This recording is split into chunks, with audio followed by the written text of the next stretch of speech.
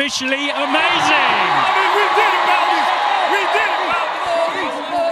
মাথায় চুল না থাকায় অনেকেই হয়তো হতাশ হতে পারেন, তবে এবার সেই চুলহীন বা টাক মাথার সাজেই হলো বিশ্ব রেকর্ড। লন্ডনের হাইড পার্কে 22,141 জন দর্শক মাথায় বোল্ড ক্যাপ বা নকল টাক মাথার আবরণ পরে এই রেকর্ড গড়েছেন, যার স্বীকৃতি কুড়িয়েছে গিনেস ওয়ার্ল্ড রেকর্ডেরও।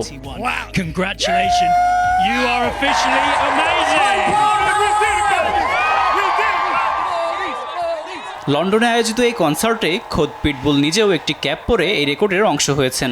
সেই কনসার্টেই হয়েছে মজার এই কীর্তি। শুক্রবার অনুষ্ঠিত এই কনসার্টে ভক্তরা এসেছিলেন পিটবুলের সিগনেচার লুক সাদা শার্ট, কালো টাই এবং সানগ্লাস পরে। পিটবুল কনসার্টে ভক্তদের ভালোবেসে ব্লাডিস নামে ডেকেছেন। এমন রেকর্ড করে বেশ উচ্ছ্বাস প্রকাশ করেছেন এই কিউবান র্যাপার।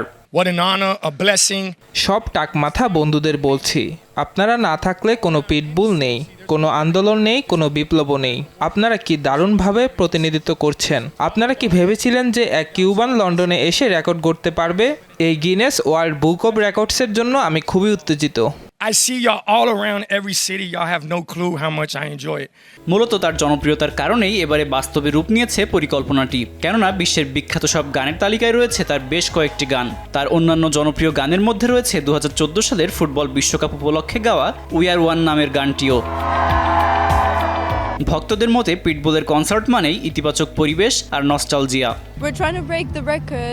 আমরা সবচেয়ে বেশি টাকের টুপি পরার রেকর্ডটা ভাঙার চেষ্টা করছি এবং পিটবুলকে দেখার জন্য আমরা ভীষণ উত্তেজিত, কারণ এটা আমাদের ছোটবেলা থেকেই স্বপ্ন। I think it's good to be a part of something. We're going to make history today. অভিনব এই বিশ্ব রেকর্ডের আইডিয়াটি এসেছিল জ্যাক রেমিংটন নামের এক কন্টেন্ট ক্রিয়েটরের কাছ থেকে।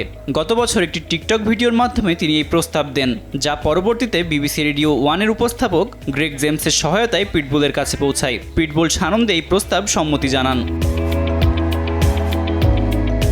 আব্দুল মালেক, RTV।